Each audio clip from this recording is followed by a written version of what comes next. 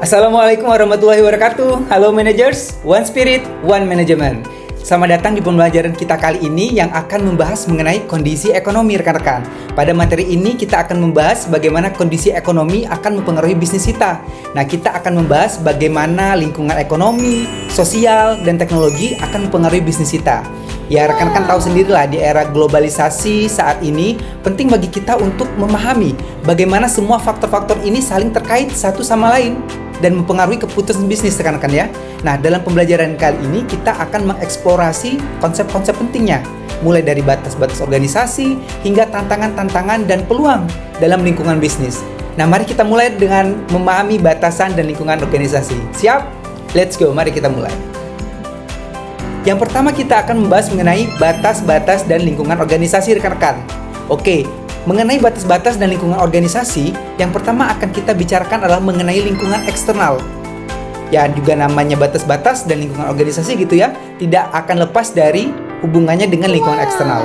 Di mana lingkungan eksternal ini merupakan semua faktor di luar organisasi yang mempengaruhi operasi dan kinerja perusahaan, instansi atau organisasi. Nah, batas organisasi berfungsi sebagai pembatas rekan-rekan yang memisahkan organisasi dari lingkungan di sekitarnya. Nah, ini sangat penting karena mengapa? Karena ini akan mempengaruhi interaksi dan dinamika antara organisasi dan lingkungannya, lingkungan dalam bisnis tersebut. Nah, mari kita lihat nih ya, ada kasus contohnya. Kita lihat sendiri saat ini Netflix gitu ya. Rekan-rekan mungkin saat ini banyak semua sudah berlangganan Netflix gitu, dan ini bagaimana Netflix itu mampu beradaptasi dengan cepat terhadap perubahan dalam preferensi, dalam cara pandang bisnis, dalam perkembangan teknologi, begitu ya. Dia menggunakan peluang tersebut untuk memberikan kenyamanan, kemudahan bagi pelanggan yang ingin menonton. Dulu kalau kita mau nonton film harus ke bioskop gitu ya. Nah, Netflix mampu membaca peluang ini dengan perkembangan teknologi dan kemajuan informasi. Mereka memanfaatkan peluang. Nah, mereka memanfaatkan data rekan-rekan. Data yang ada mereka manfaatkan untuk memahami kebiasaan menonton, ya, kebiasaan menonton daripada pelanggan dan menyesuaikan penawaran-penawaran konten mereka, gitu ya. Nah, adaptasi ini rekan-rekan menunjukkan pentingnya fleksibilitas dan kemampuan beradaptasi dalam menghadapi perubahan di lingkungan eksternal. Penting sekali ya rekan-rekan ya. Ada satu informasi penting rekan-rekan yang harus kita ketahui bersama, bahwa apapun yang saat ini kita rasakan sebenarnya itu sudah di-create rekan-rekan ya. Para ilmuwan, para managers, para entrepreneur, mereka mencoba meng-create permintaan.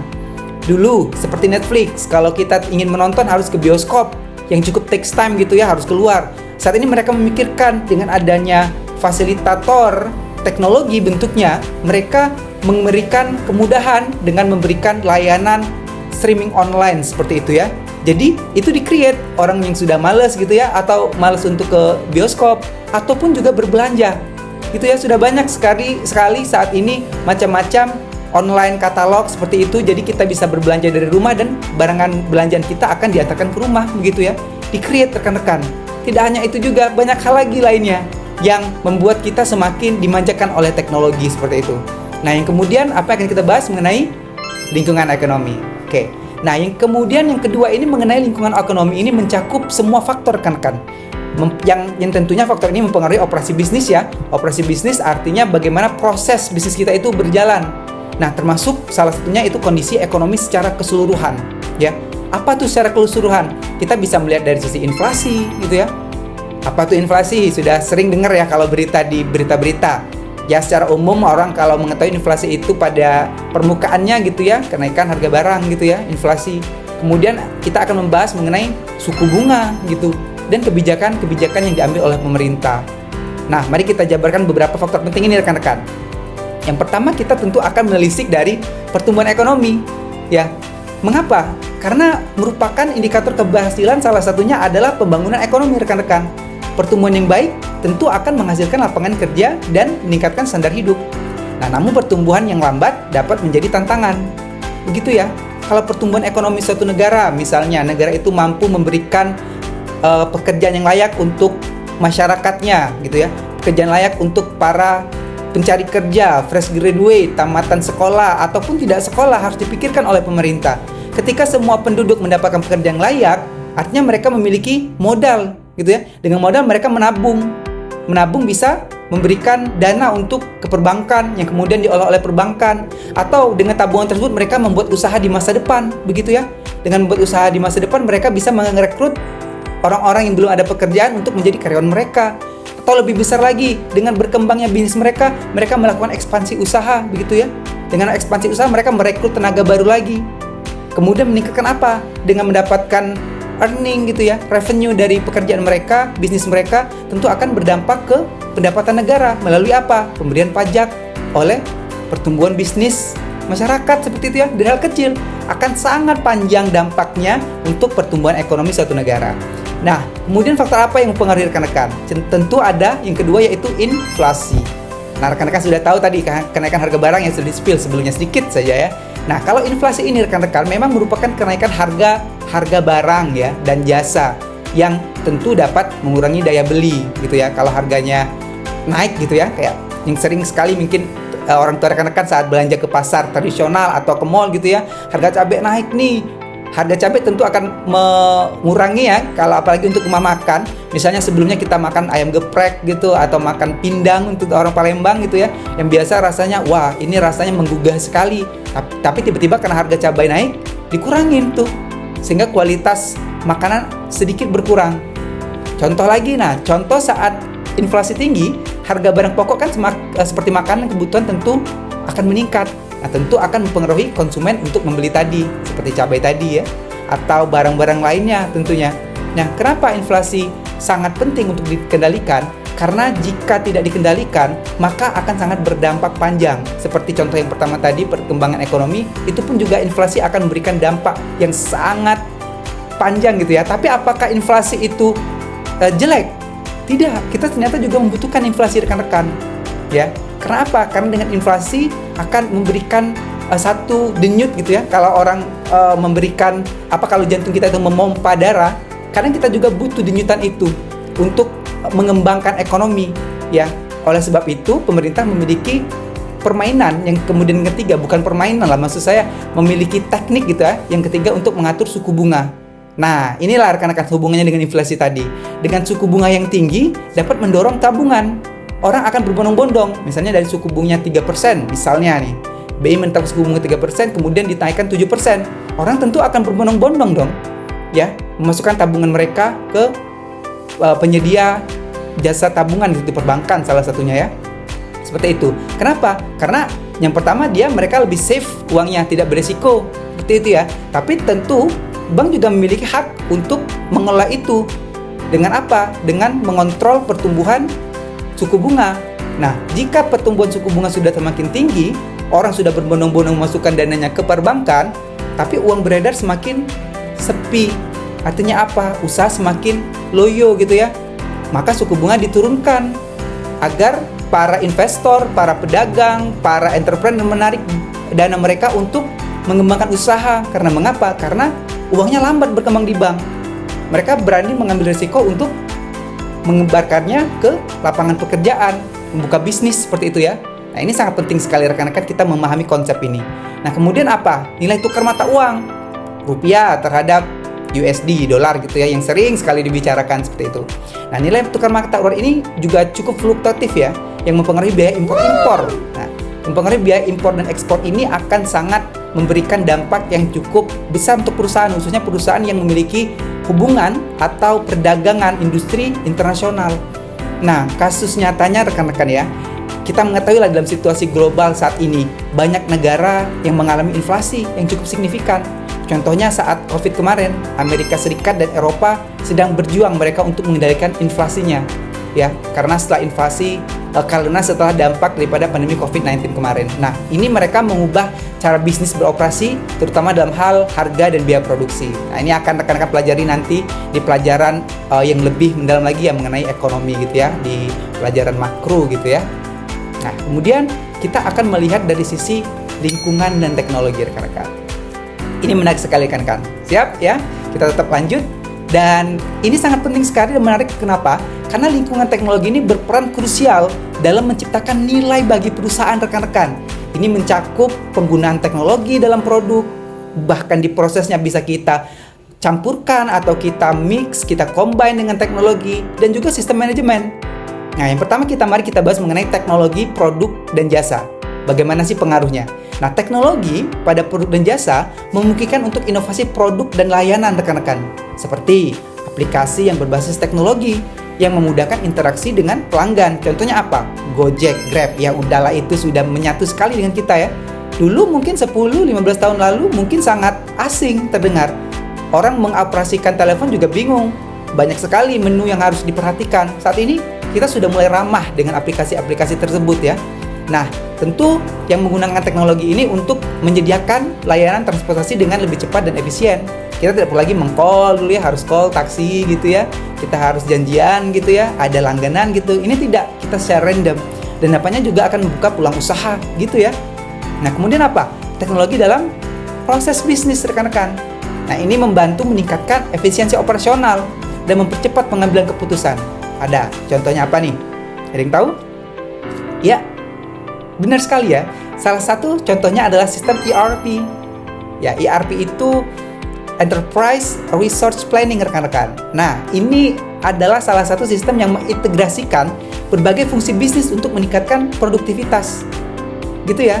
Contoh kasus yang menarik nih ada di perusahaan Tesla. Nah, Tesla ini menggunakan teknologi canggih dalam memproduksi dan pemasaran mobil listriknya sendiri rekan-rekan.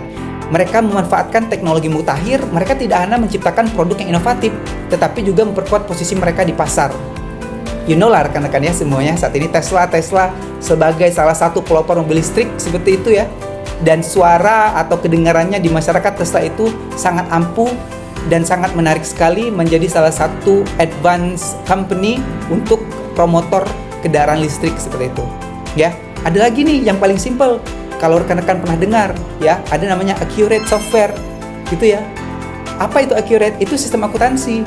Walaupun rekan-rekan bukan dosen akuntansi, tapi memahami sistem, memasukkan pos-posnya seperti itu tanpa harus mengetahui bagaimana sih urusan-urusan step-step akuntansi, dengan rekan-rekan bisa memasukkan secara benar inputnya ke bagian-bagian pos-posnya, rekan-rekan bisa menjadi orang akunting di perusahaan. Nah, ini juga cukup mendegradasi. Tetapi apa? Ini meminimalisir kesalahan rekan-rekan.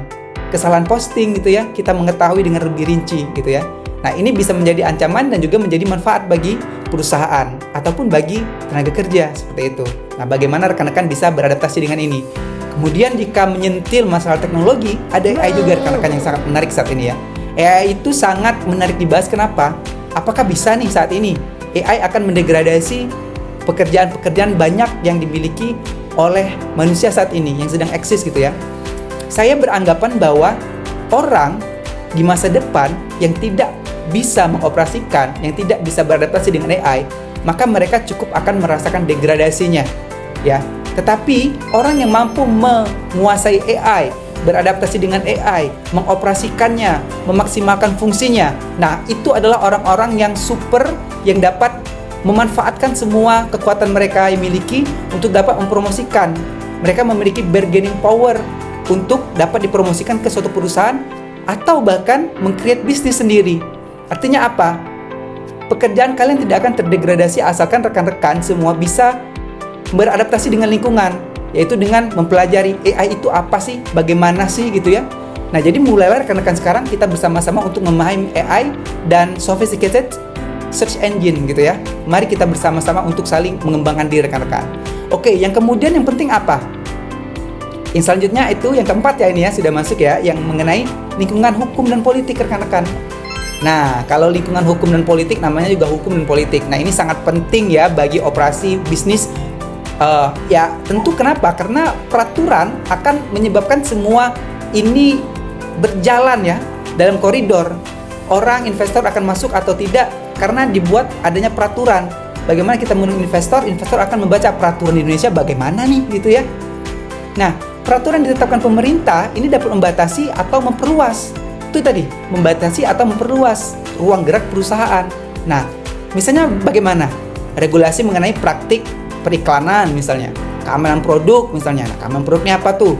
Lagi heboh kan mengenai tentang skincare gitu ya. Viral tuh di TikTok di mana-mana. Ya, bagaimana batasan-batasan hukumnya gitu ya. Dan kemudian standar kesehatan. Nah, ini banyak kan ada produk-produk yang tadi skincare heboh ya, ada satu pihak ada oknum gitulah, mereka saling memberikan, kita tidak tahu mana yang benar mana yang salah gitulah. Nah, inilah bagaimana kita semua harus pintar, harus benar-benar sempurna pengetahuan kita untuk mengetahui mana fakta, mana isu, mana hoax gitu ya. Nah, ini sangat penting rekan-rekan. Nah, stabilitas politik juga berpengaruh, tidak hanya hukum saja. Karena kenapa? Ketika suatu negara memiliki iklim politik yang stabil, perusahaan merasa lebih aman untuk berinvestasi. Nah, sebaliknya, ketidakpastian politik ini juga dapat menghambat pertumbuhan bisnis rekan-rekan. Nah, contoh yang aktual gitu ya, ada beberapa perusahaan teknologi besar nih seperti Facebook, Google gitu ya, yang menghadapi tantangan hukum di berbagai negara terkait privacy dan perlindungan data. Ya, pemerintah menanyakan bagaimana sih privacy masyarakat kami ketika software tersebut, ketika program tersebut beroperasi di negara kami, apakah akan melindungi data-data masyarakat kami seperti itu dan perlindungan datanya. Karena kenapa? Semakin tinggi, semakin sophisticated teknologi, ancaman threat-nya juga akan semakin tinggi daripada hacker-hacker rekan-rekan. Itu ya. Ya ginilah, rekan-rekan semakin semakin dikekang oleh hukum, tentu otak rekan-rekan bagaimana nih ya gitu ya memikir untuk bisa lebih mudah gitu ya. Akan ada cara-cara itu. Ya, tapi jangan dilakukan itu ya rekan-rekan ya. Ini bagaimana saya memberikan gambaran bahwa semakin sulit suatu hukum, semakin kencangnya suatu antivirus misalnya gitu ya dibuat, maka para hacker akan semakin gencar juga bagaimana mencari bisa membobol data tersebut. Artinya kenapa? Kita harus selalu siap sedia dengan keadaan sekarang dan selalu mengupdate diri kita rekan-rekan. Oke? Oke, sip. Nah, hal ini ya yang mempengaruhi strategi bisnis ya dan global, bagaimana operasi suatu perusahaan dapat mengembangkan daripada bisnis mereka.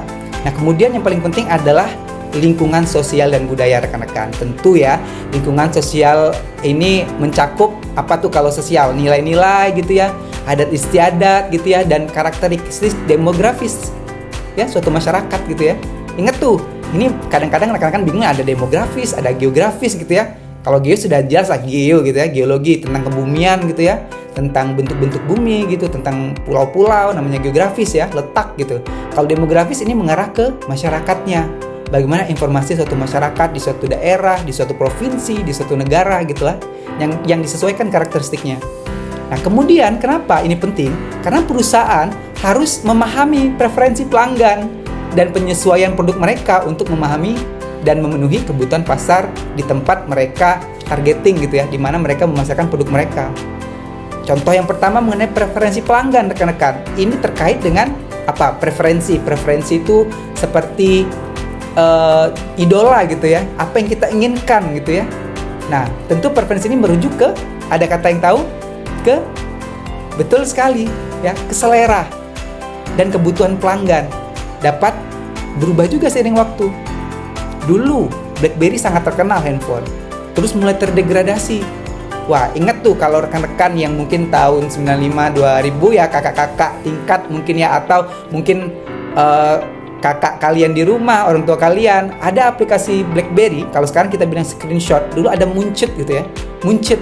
Kalau Munchut itu kita ada berfoto, kemudian kita Munchut, kita screenshot, akan muncul tuh Munch gitu ya, dari BlackBerry. Baru kita upload. Atau melalui BlackBerry juga kita upload tuh bacaan, di-upload dari BlackBerry gitu ya. Itu sangat penting sekali dilihat selera ya, selera pelanggan. Tapi kemudian berubah seiring waktu. Wah, apa tuh alay gitu kan, apa tuh dimuncet, dikasih tagline seperti itu ya. Ternyata tidak, tren itu sudah mulai tergerus ya, berganti ke hal-hal yang semakin normal seperti ya. Kalau dulu kan kita ada bahasa-bahasa alay gitu ya, kamu K4 M gitu ya, huruf U gitu ya, ada A, kemana A nya menggunakan angka 2 gitu ya. Ternyata semakin kesini semakin berubah gitu ya. Yang dulu dianggap normal, karena sekarang adanya perubahan tren seperti itu rekan-rekan. Kemudian ada lagi nih, seperti contohnya tren kesehatan dan keberlanjutan ini semakin dipromosikan ya, yang mempengaruhi keputusan pembelian konsumen. Karena apa? Isu kesehatan sekarang digencarkan, makanan sehat, kosmetik sehat gitu ya, cara hidup sehat. Membawa iming-iming kesehatan ini sangat salah satu promosi yang sangat bisa menjual. Minuman sehat ya, diet ya gitu ya. Ini sangat momentum sekali saat ini rekan-rekan, membawa embel-embel kesehatan gitu ya, dan sustainable gitu. Nah, Kemudian apa? Mengenai karakteristik demografis. Nah, faktor karakteristik demografis saya bilang tadi ya, berhubungan dengan masyarakat. Apa tuh kalau berhubungan dengan masyarakat? Yang bisa kita lihat. Ada yang tahu? Betul. Tentunya seperti usia gitu ya. Kemudian wanita atau laki-laki gitu ya. Apa itu disebut dengan jenis kelamin.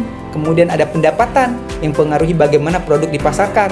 Nah, contoh nih, ada kasus menarik. Nah, perusahaan seperti Nike gitu ya, atau Nike gitu ya, atau Nike gitu ya, Nike dan Adidas, kini mereka lebih fokus pada keberlanjutan dengan memperkenalkan produk yang ramah lingkungan. Tadi saya bilang tuh tentang sustainability, tentang gaya hidup sehat ya.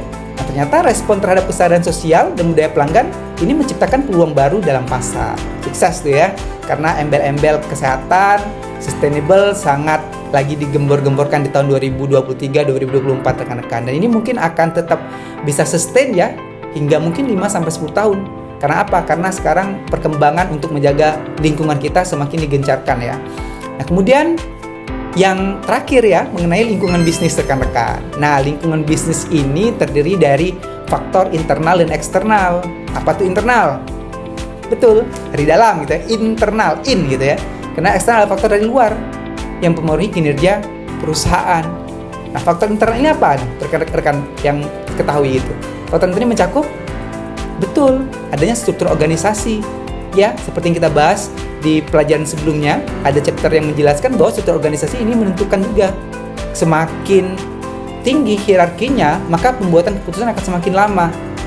Tetapi jika struktur organisasi semakin terdesentralisasi, maka pengambilan keputusan akan semakin cepat, mengikuti daripada pace ya perkembangan bisnis. Nah, ini tentu ada kelebihan dan kekurangan gitu ya. Nah, kemudian adanya budaya perusahaan sebagai faktor internal rekan-rekan, dan juga tentu sumber daya manusia. Ingat, sumber daya yang unggul akan memberikan keunggulan kompetitif juga bagi perusahaan dan memberikan hasil terbaik berupa output yang meningkatkan produktivitas perusahaan seperti ya. Nah, sedangkan faktor eksternal apa? Ada yang tahu kalau faktor eksternal dari luar? Seperti yang di awal kita bahas tadi ya, faktor eksternal itu mencakup kondisi ekonomi, persaingan industri, dan regulasi pemerintah gitu ya. Nah, kondisi ekonomi tadi juga berhubungan dengan ya selera, tren juga berubah-ubah gitu ya. Bagaimana perusahaan kita dapat agile gitu. Perusahaan kita dapat menganggap ini versatile untuk menyikapinya, untuk memberikan actionnya. Nah, coba kita lihat nih. Saya suka sekali membahas tentang produk Apple ya, karena hit sekali ya. Branding Apple itu begitu kuat, melekat gitu ya. Dengan budaya inovasi yang kuat, Apple dan sumber daya yang melimpah, produk Apple ini mampu beradaptasi dengan cepat terhadap perubahan pasar rekan-rekan.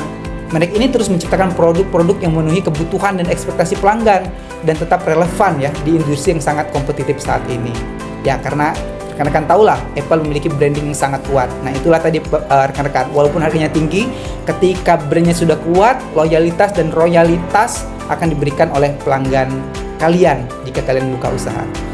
Oke, sebagai ringkasan rekan-rekan, kita telah membahas berbagai kondisi ekonomi yang mempengaruhi bisnis suatu perusahaan. Nah, mulai dari lingkungan eksternal hingga faktor-faktor yang berpengaruh. Nah, penting bagi kita sebagai perusahaan atau instansi gitu ya, untuk memahami dan beradaptasi dengan lingkungan agar para pelanggan kita, agar para pekerja kita dapat menciptakan peluang dan mengatasi tantangan. Nah, sebagai generasi muda, rekan-rekan semua yang menonton video ini, apapun generasinya, kita memiliki tanggung jawab untuk memahami kondisi ekonomi agar dapat membuat keputusan yang bijak dalam bisnis dan kehidupan sehari-hari kita. Terima kasih atas perhatian rekan-rekan semua. Sampai jumpa pada sesi materi berikutnya.